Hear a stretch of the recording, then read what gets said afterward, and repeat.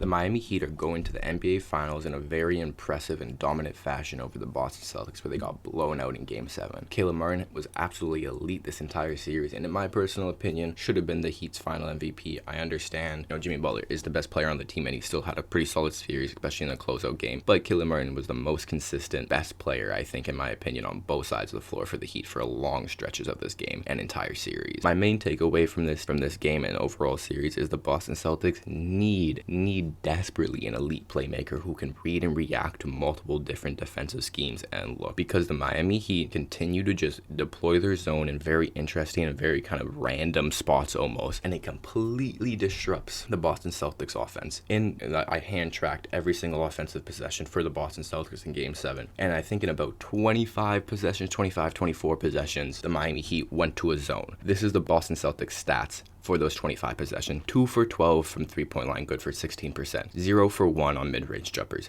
0 for 1 in the paint but not restricted area. 3 for 6 in the restricted area, good for 50%. 4 turnovers, 1 offensive foul, 1 rebound, 15 missed shots. Absolutely abysmal offense. I don't know what the offensive rating if the Miami Heat played zone the whole entire time, but that'd be like a 70-point offensive rating throughout the game if the Miami Heat were playing zone the entire time. Boston Celtics completely struggled to even attack or find how to attack the Miami zone, which was very different when they were playing man-to-man defense. Against Miami Heat man-to-man defense, the Boston Celtics got into the restricted area 19 times, hitting 11 of those shots, as well as they shot 2 for 4 in the paint but not restricted area. They also drew a lot more fouls and got 6 offensive rebounds comparatively to 1 against the zone. And all of this tells me, one, the Boston Celtics offense I think was a little inflated. They were just not that good. They were a really good offense, but so much of their offense was predicated on like all of their shooters shooting 37 to 42% from deep. And while that is, they showed that it was sustainable over 82 game sample size. In the playoffs, when the intensity is up, there's a lot more physical and mental fatigue, as well as like you're just seeing different zones. You're not nearly as comfortable. Shooting can take a really big hit, and that's what was super evident throughout this entire series for the Boston Celtics. In Game 7 in non-garbage time, Boston Celtics shot 7 for 36 from 3, good for 19% only, as well as they only shot 29 for 76% from the field overall. And when you don't have an elite playmaker or an elite passer who can like really read and react to every single thing that the defense is giving you, it's hard to get good consistent offense on the NBA, especially at the highest level, which the playoffs are. Yes, you have to do the obligatory, like Jason Tatum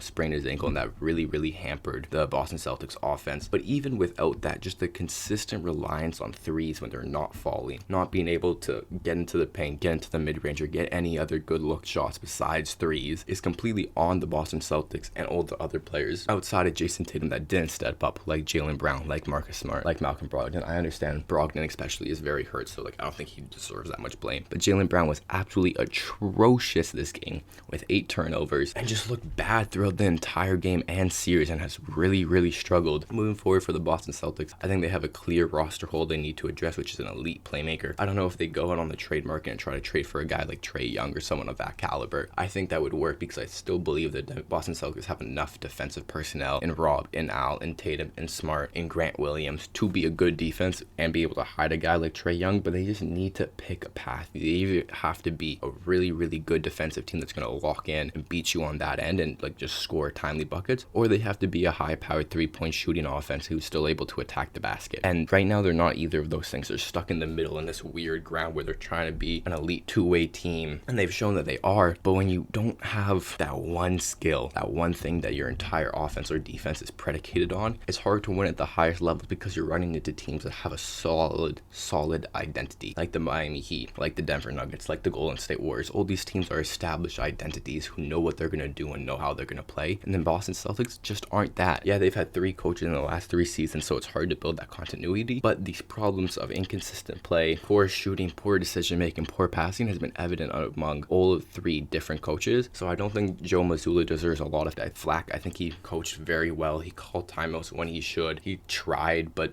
when your team doesn't hit their shots, there's really nothing you can do as a coach. But yeah, I just wanted to hand track every single offensive possession for the Boston Celtics because like Game 6, I really noticed that the Miami Heat didn't go to their zone, and the Boston Celtics were eating. They were getting everything they wanted at the rim. They were getting everything they wanted in the mid-range. But when the Miami Heat went to the zone and Game 6, the Boston Celtics missed like 7 straight shots in the last 4 or 5 minutes, and were just like completely unable to read and react and pick apart the zone. So I was interested to see if the Miami Heat were going to go to the zone a lot more in game 5 or in game 7. And when they didn't go to it a lot more, only 9 to 25 more, or like 9 possessions in game 6 to 25 possessions in game 7, those 25 possessions were absolutely crucial for the Miami Heat and are part of the reasons why they won this game, I think.